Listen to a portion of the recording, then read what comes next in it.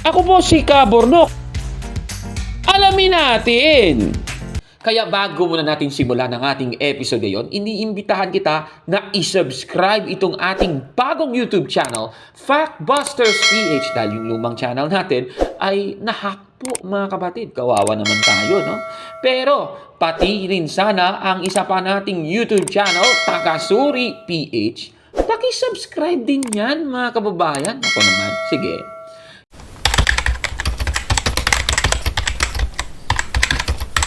Magandang araw mga kapatid and welcome na naman po sa isang bagong episode ng Alamin Natin. Babasahin muna natin yung isang aklat katoliko, My Catholic Faith ni Most Reverend Louis Laravuair Moro sa page 345. Ganito po ang ating mababasa.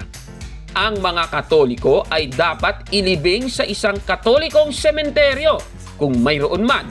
Ang importante, kahit man lang pagpalain ang libingan. Sa lugar ng libing, ang isang krus ay dapat itayo o markahan. Kadalasan, ang mga titik na RIP or Rest in Peace ay nakaukit sa lapida. So makikita natin na ang mga libingan ng mga katolikong namatay na ay may lapida na meron pong nakatitik na RIP at merong isang krus na itinatayo o minamarka doon mga kababayan.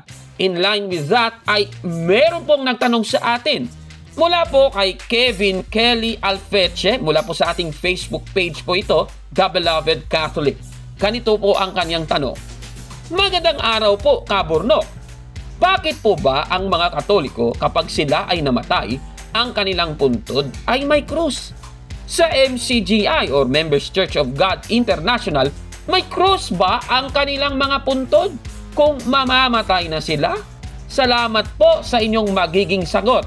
Maraming salamat kay kapatid na Kevin Kelly Alfeche sa iyong katanungan.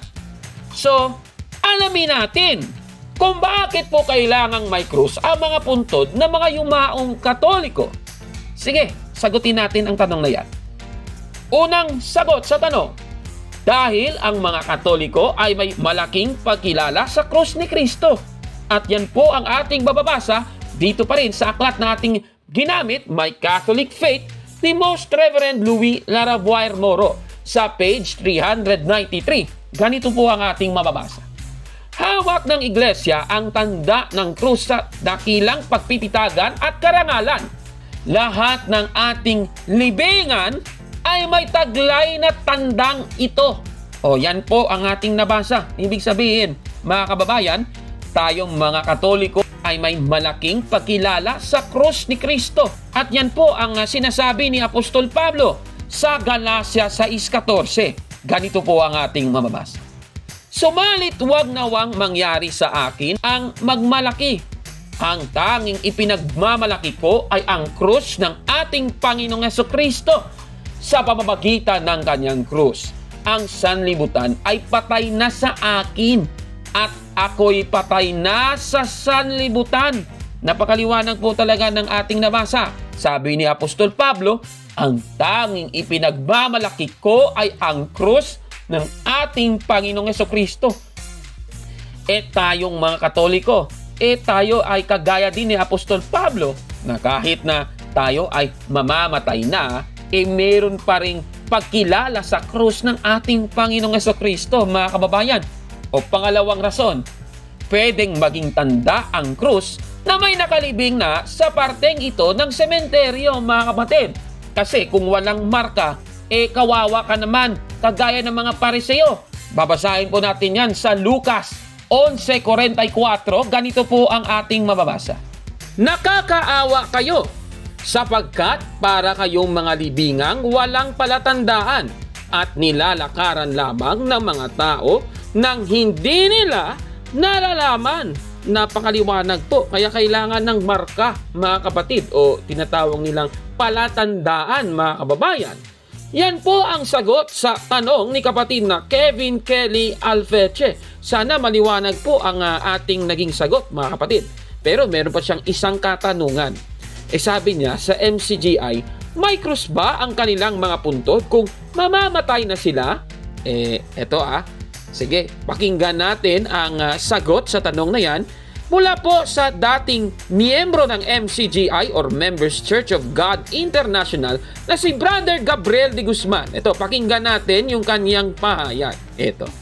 Okay, para sa katanungan ni kapatid na Kevin, kung may krus ba ang puntod ng mga MCGA member ng mga namatay? Well, my honest answer and straightforward answer for that is hindi ko alam. But one thing is for sure, ito naman yung sigurado ako. May krus man yan or wala, hindi yun mahalaga sa kanila. Because ang aral sa MCGI is this: kapag ang tao ay namatay na, ang kanilang kaluluwa o yung espiritu napupunta na sa Diyos. So, nasa Diyos na yung espiritu. Kaya, hindi mahalaga kung may krus man yan o wala. Wala na silang pakialam doon kasi wala na nga magagawa yung patay. At yun din yung dahilan bakit hindi na nila ipinapanalangin yung mga namatay.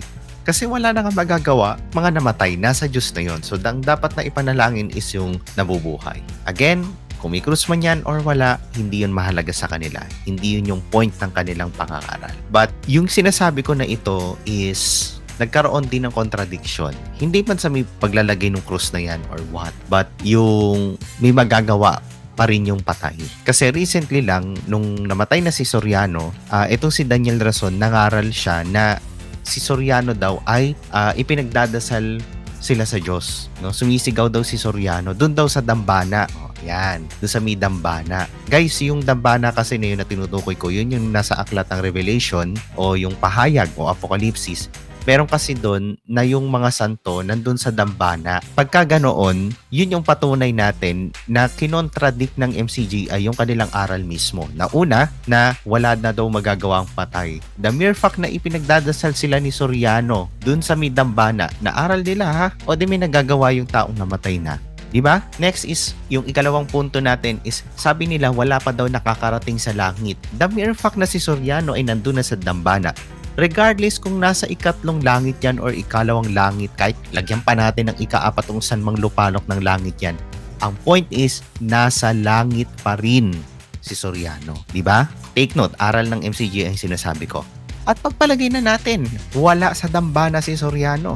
No, granting, baka naman magpalusot pa sila, wala sa dambana. O, the mere fact na yung espiritu ni Soriano is nandun sa Diyos kasi kinuha na nga ng Diyos yung espiritu ni Soriano, nasan ba ang Diyos? Alam nga naman nasa impyerno ang Diyos, hindi ba? So, nasa langit pa rin si Soriano. Take note, aral ng MCGI, yung tinutukoy ko. That is only my analyzation, or you can be also your analyzation sa mga aral mismo ng MCGI. So ito yung aking sagot sa iyo, kapatid na Kevin. I hope sana na-satisfy ka sa sagot ko bilang isang kapwa ko Katoliko.